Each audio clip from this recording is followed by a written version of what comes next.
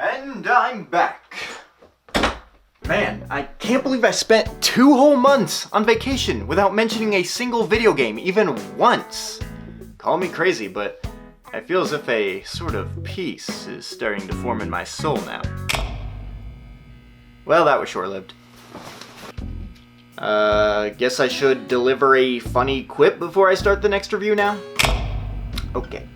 Alright, I got this. Nah, I got nothing. Okay, I'll admit I haven't really had much time to prepare, but I'm sure there's something good written down in here. I've been saving it for a moment like this. I'll just pick something at random. How bad could that be? So, what do you call it? You know what? The moment's passed. Let's just move on. The Game Boy, the good old-fashioned handheld system that was also Nintendo's first portable video gaming device. Exerting inequality, that is. This used to be the shiz back in the 90s, the tiny screen having rectangle-shaped cinder block of fun that can even fit in your pants so you can be bricked up on the go. It's got a massive selection of titles under its belt and is still very well known to this day. The thing itself was released back in 1989 for Japan and the US, with other countries like the UK getting it a year later in 1990. And with all that consumer power combined, Mr. Game Boy over here managed to sell over 100 million units, when including all the variants in Game Boy Color. Basically, it was popular. Did I get that point across? A timeless product conjured up by the Big N at that. And as this was a Nintendo-made orphanage for video games, guess who was first in line to be put up for adoption? Mario! Super Mario, famous video game icon. The guy who's been around the block a bit, from platformers to invading other genres like partying, racing, to now my local McDonald's. I got the Toad toy. I would definitely call it a standard for Mr. Mario Man to be hydraulic pressed into everything Nintendo breathes, eats, and shits. And the world of portability is no exception. A statement that isn't any less true back then as it is now. And that especially includes the boy who gamed. In fact, this time period of 33 years ago, holy shit, was when Super Mario finally managed to get his first portable adventure. Exerting inequality, that is, in the form of Super Mario Land, a simple 2D side-scrolling platformer released in 1989. A game so substantial, I even talked about it once. This is ass. And man, let me tell you, this thing existed. In fact, it existed so hard, it got itself a sequel. In the form of Super Mario Land 2, 6 golden coins. The biggest Game Boy adventure yet, huh? Enjoy that while you can. Pokemon's coming out in a few years. Now, this, alongside its predecessor, are games I have played before, way back when, and actually beaten. I want to say I first completed the second game on my old 3DS. Not sure if that's 100% right, but I have no idea what else it could have been, so I'm just gonna stick with that story. But what I do know for a fact is that I've never once beaten the original version of this game, let alone on its original hardware. And I know what you're thinking, but Brandon, is there even a difference? And I mean, if you get laid, probably not. Also, funny story because I know you care. My copy of Super Mario Land 2 actually came from a friend of mine. And by that I mean I found it on the dashboard of their car and just asked if I could have it. Weird find because I'm 100% sure this friend doesn't even know what a Game Boy is, and that's why we're not friends anymore. Wait, why the f was this in there? Alright, but enough story. Time for game. Who the f was playing this? Well, good segue to talk about the save files. You got 3 pipes, each one is a game file to be saved to, and you can turn into bomb to delete one. You know, in case God decides to come down from heaven and play your video games, I guess, while he's judging your sins. Oh, and some may have noticed the obvious color on screen. Now, normally Game Boy games lack any color at all, and just show up with a green tint, or for the more refined, black and white. But for me, I'm recording this footage on an SNES using my Super Game Boy, a fun little device that lets you play your actual Game Boy cartridges on the Super Nintendo Entertainment System. A product that also has additional features too, such as the aforementioned cooler, albeit very limited. Now if you want, you can switch it back to green scale, or black and white, but come on guys, I'm not like some front against nature. And yes, don't you worry your sweet summer child brain about it, I did indeed play and complete this game on the original Game Boy itself as well, with its small vomit stain Nintendo likes to claim as a screen. The part of the game where I had to explain to my eye doctor what a Super Mario Land was may or may not contribute to the review. And with a click of... two buttons, we are immediately launched into the first level of the video game.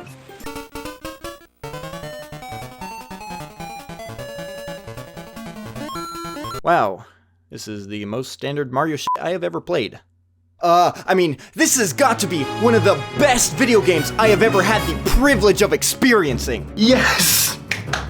Yes, that's the one. The way it presents the player with a grassy plain and trees in the background is no stretch of the words exciting and fresh.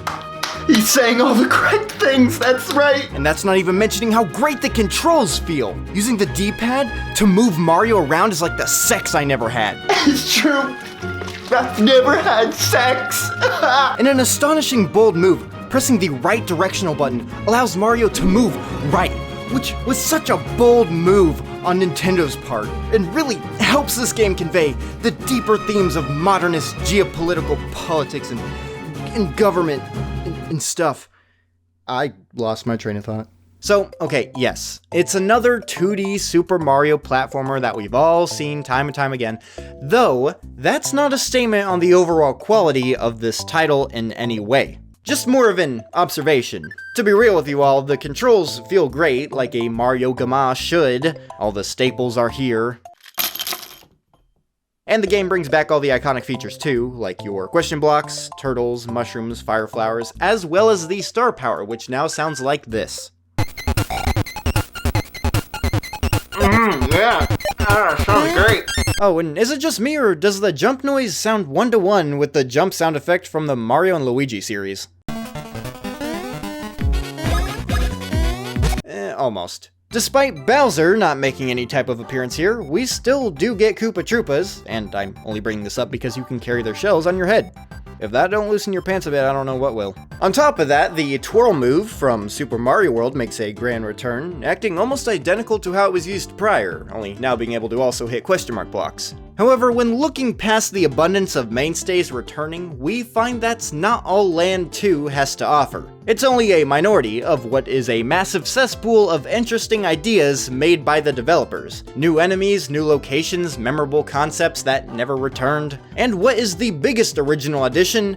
A new antagonist. You remember the first Super Mario Land, right? The one where Mario had to rescue Daisy from Tatanga, a much more basic platformer with worse graphics, worse controls, and it sucked and was bad and not good. Well, during the events of that game, Wario, yes, the coolest motherfucker around, has taken over Mario's castle, stick with me, and transformed it into his own Chateau Wario. This right here is actually the first appearance of who is now a popular mainstay in the Mario franchise. Yeah, the character Wario in its entirety was created solely just to have a fun, wacky final boss in this, what I'd like to call, more obscure Mario platformer. And why not just use Bowser? I hear you scream upon deaf ears. Because, no. Listen, this title came out a year after Mario World, meaning Bowser had been the main antagonist for a decent amount of times already, enough to be considered tiresome, leading to the developers of this game in particular craving somewhat of a change of pace. And it turns out that was all the motivation needed to create the peak of a species. Of course, nowadays, 95% of most Mario-related adventures still feature the King of the Koopas as the main baddie, with no signs of pumping those brakes in the foreseeable future, which is kind of annoying. But at least it's nice to know that the art of creativity existed at one point in time. But I'm getting sidetracked. What was I talking about again? Oh, right, Wario taking over Mario's castle. You know, obviously. When it was confirmed Mario ever had a castle, yeah, gonna be honest, not sure, nor is it brought up again. Enjoy that while you can, however, this is the hardest a Platinum Mario game will ever make you think. But now's not the time for thinking, now's the time to claim our aforementioned castle back, and in order to even do that, we're required to obtain the 6 golden coins, scattered all over Mario Land. Also, apparently, all the subjects here have been brainwashed by Wario in order to stop the player from completing said task. The manual's words, not mine. So upon beating the first level, we get shoved into the world map, where we are now free to explore any area of desire. There's some extra side attractions sprinkled around, such as this roulette that you can roll in order to get extra items, such as lives or power-ups. And depending on the amount of coins you pay, will allow you to try for even better prizes, with the best one being 999 coins for a chance at 99 1-ups. I paid that much to roll 5 lives. It's really cool how coins are treated as a currency in this game. I really like it a lot. But besides that, though, there's also the main attractions, being the worlds we get to explore. 6, to be exact, all placed around this Mario Land. Another piece of lore that's never explained or brought back again. On top of a castle, I guess Mario also owns this entire fucking island, which couldn't be any more apparent than with this giant robotic statue of himself. Or the Mario Zone, if you will. Inviting. Here we got a series of 4 levels themed after robotics and / or a toy factory and / or the only body exploring I'll ever experience. The levels themselves are pretty solid, nothing close to what could be considered bad. It's got all the Mario things you've come to expect. Platforms, pits in between the platforms, a pig. Oh, but shut up, because we got ourselves a new power-up. Alongside the tried and true Fire Flower and Star, there is also the Carrot, which gives Mario bunny ears while allowing him to float downward slowly when in the air. Very inspirational. This now makes 3 differently themed power-ups that give the same ability, only standout feature this time being a higher jump instead of the cooler alternative of flight. Great. To be fair, if you tap the jump button instead of just holding it down, Mario will float down significantly slower to a point where it becomes basically flying, which makes it ultimately the most useful tool to have at all times. Though, that's not to say the Fire Flower is completely useless, as the fireballs now have the ability to break these specific blocks, allowing you to discover more parts of the levels and even some secrets. Bam, there's your nice balance. So after finishing all the levels in Mario Zone, and a tangent that had nothing to do with that, we confront the final boss of this particular area, aka a guardian of one of the 6 coins.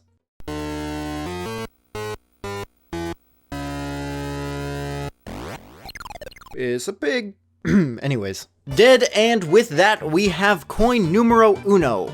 Or 1. We have 1 coin. And from this point on, it's just rinse and repeat of the same entire thing we just did. There are 5 more worlds to go through, with various amounts of levels, and a boss containing one of the 6 coins at the end. On top of that, each zone can be visited in any order, even that first one we just did. The only thing in this entire game that you're meant to do at a preset point is the first level and the final castle with Wario. The rest is free range, so for the sake of keeping order, I'll just verbally run through them in the same way I physically ran through them. So next up, we have Tree Zone. Greens, leaves, bark, and bugs. We're climbing up a tree in this bish. And that's the general theme here. Each level shows us slowly rising to the top, with the ground steadily getting further. Oh, and also a stage inside the sappy tree, as well as a beehive. Not too much to talk about here, just a very cool world. The level layouts are fun, and the theme is on point. A+.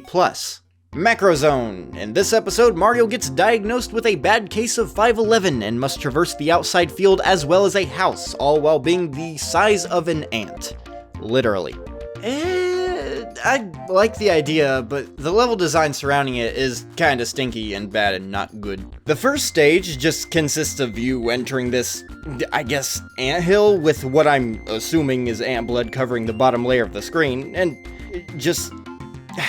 I don't know. Does this look fun to you? I guess it's not completely horrid, but at the same time, I can't help feeling underwhelmed with this one in particular. It really doesn't stand out or make me want to play it again. The constant addiction to these moving platform segments, the awkward terrain placement, the theme, while now seeming obvious, did take me a while to catch on to. And then we move on to level 2, which, to its credit, with the background and stuff like these potted plants, does have a much better theme taking place outdoors, and a better level layout too. for the first 30 seconds, only to send us indoors through what I think is the water pipes. Yeah, unfortunately it suffers from being half water level, and while the swimming physics are almost identical to how they are in every other Mario game, in every other Mario game the swimming physics are trash and I don't like them, so boo! Then after, we move on to the last two stages that take place inside the house. And I say this in regards to both of them here simultaneously. They're just fine. Okay, so the theme here is supposed to be a house, right? I feel like we can come to an agreement on that. Where house? Why fire? There is zero thematic indication here that shows these areas are supposed to take place inside a house. There's some books here in the latter level, my favorite house decoration. But besides that, we got like a chimney, I assume, here. And I don't know, man, TLDR shit's bad. Oh, and the boss at the end is a sewer rat who just has the same attack pattern as Morton and Roy from Super Mario World. Epic. Moving on. Turtle Zone. On our journey, we encounter a friendly turtle who greets us with a friendly invitation to his large intestine.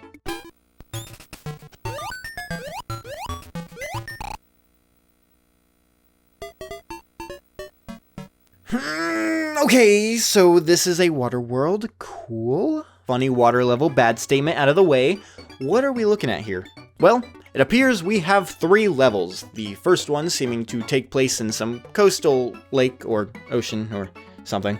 Thought we were just inside a turtle, but okay, sure. Second level requires us to explore an abandoned submarine. Height, interesting concept, you know, love how the layout is almost maze-like with cannons and dry bone fish to really tie together that feeling of long-forgotten machinery. Really interesting, really interesting. I like what you've done with this, I really do, but waiter, it seems you have mistakenly added shit gameplay to my order of quality theming. No, sir, that's part of the meal. I believe that's what they call a water level. Well, my order was redone, and now instead we get to traverse the inside of a whale. Inside the turtle, still. I give the game this, a pretty solid, fun, and unique level. Yeah, I really got no complaints with this one. Good job, you circumcised the pain. And after heading into this pipe, we finally confront boss number 4, Baby Squirting Octopus. Nope. Boss number 4, Baby Spitting Octopus. Nope. Boss number 4, oh, he's dead. Pumpkin Zone, the world of spooky scenery, questionable enemy design, and not a single goddamn pumpkin in any of the actual levels. False advertising aside, we got ourselves a set of 4 different stages, all themed around fucking the vague idea of what's Halloween appropriate. Okay, so the first level here takes place in what I can only assume is a haunted mansion. Great. Level 2 appears to be located in a graveyard. Level 3 is Scary House Theme, the sequel. And lastly, we have... Oh, and boss battle is obviously against a witch. What else? Also, the music here.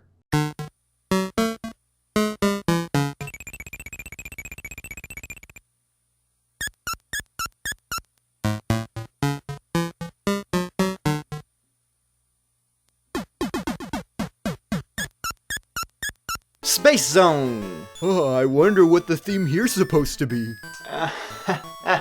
Shut up. Okay, so interesting little quirk about this world in particular. In order to even access it, you have to enter this completely separate levels slapped at the top left of the map. Then, once inside, jump in this snot bubble and ride it all the way to this higher up section at the end of the stage. Only then do we find ourselves in the Space Zone. Why this one in particular needs a special means of access, that's why. But once we actually get there, 2 levels. Oh, and would you look at that? These are the best levels in the game.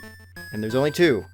Fuck. Brandon, what's so special about these stages anyways? Well, omnipotent presence, seeing as we're now in space, Mario gets this cool looking space suit, and as a bonus we get fun levels with low gravity platforming, as well as straight up flying, with on-point theming and iconic enemies, such as Tosenbo and fucking number 48. Also, on the list of why Brandon loves Space Zone from Super Mario Land 261 coins is the fact that Tatanga comes back as the boss for this area. You remember Tatanga? He was in the original Mario Land. You see, it's because it's a reference. No? Okay. And with that, we have officially collected all 6 coins, and as the entrance to Mario's Stolen Castle opens once more, we confront the final platforming challenge of this journey.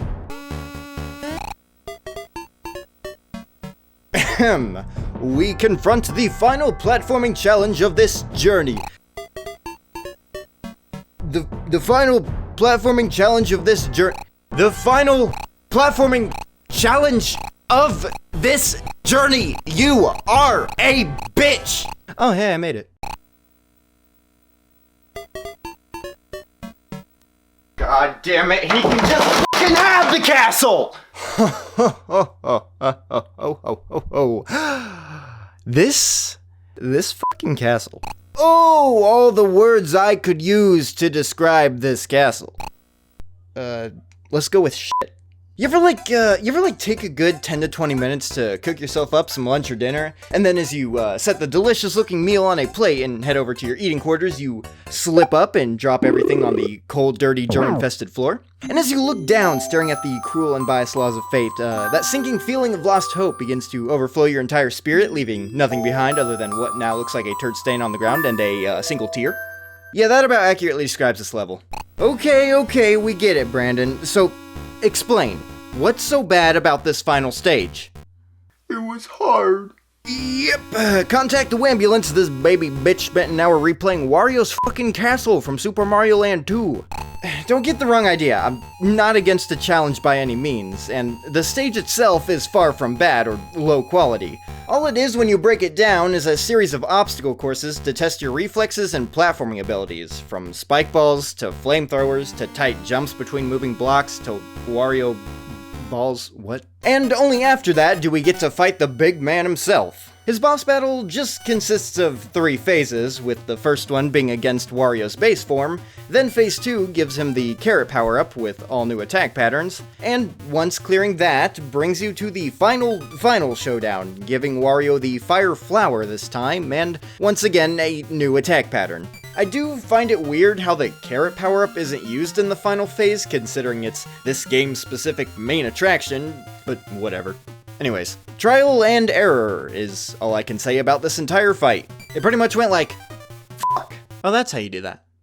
And then bada boom, bada bing, he's small, and we get the deed to our castle back, or something like that. Some super awesome cool epic credits pass by, and that's all, folks. Except it's not, because there are secret levels to unlock. In some of the pre-existing stages we've already explored, there are these cool things called secret exits, which require a bit more looking around to find, but overall aren't that difficult to discover. Anyways, once going through one of them, you'll be treated to an extra level that you can run around in for a bit. And that's about it. Sometimes they'll have kinda cool looking level layouts that are sure to get a out of you, but overall they're just okay. Only really worth finding if you're low on coins, since having a bunch of them seems to be their only redeeming quality. In total though, there's 6 hidden stages to find. 1 in Tree Zone, 1 in Macro Zone, 1 in Turtle Zone, 2 in Pumpkin Zone, and 1 in Space Zone. Okay, so Space has 3 levels, still too little I say. However, once beating all those, on top of everything else we've done, that's pretty much about it. And thus we have fully completed Super Mario Land 2, 6 golden coins. Nobody calls it that. It's just Super Mario Land 2. Alright. Gotta say, that was a pretty good game. I mean, I have definitely played better 2D Mario games, but at least it's not Mario Land 1, so hey, good game. Of course, there's still flaws, like questionable to bad level design. When collecting a super mushroom with a better power-up already in use, Mario will revert back to his regular state, which is kinda bullshit. Oh, yeah, I can't believe I forgot to mention this one. Whenever you game over, all the coins you have acquired so far throughout your journey will just leave, requiring you to go back to each boss and re-obtain them again. Luckily, all the levels will remain beaten, so it's not like the entire game gets reset, but still, it's kinda shitty. My best advice, prioritize extra lives over anything else. And that's about all I have for the main flaws. Unless you want to count the fact that this entire experience lasts like an hour or 2. However, that's pretty much a given since it's a title made specifically for the Game Boy. And hey, the short playtime just makes it all the easier to slap in and replay for a bit every blue moon. Unlike another game I know. That being the case, I definitely wouldn't mind if there was some more content here. Speaking of content, there are a few more features on a smaller scale I neglected to mention here as well, such as the crane game that can be accessed at the end of each level by hitting the bell located right above the goal. In here, we are greeted to something akin to the first Super Mario Land's bonus game, and that being one of two micro games: a claw machine or this wired thing, in which for both, we have a chance at winning either a power-up or extra lives. And like in the prequel, they're just kinda there, and I don't have a problem with them at all. Although if I were to suggest anything, always try to go for the extra lives. I know I already said that earlier, but trust me, remember what's at stake. Also, in the crane game, if you press A during the crane's first trip to the very left side, you'll always get the 3 apart.